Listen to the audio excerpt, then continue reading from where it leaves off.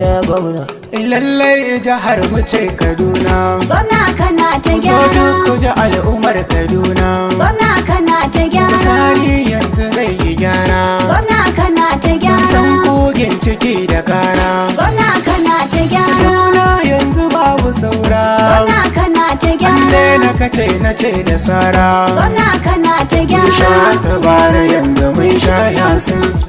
Mun kawo da 'yan baran da mun ja sittin. A harkar sufuri a yanzu an inganta. An kawo cigaban da an alkinta.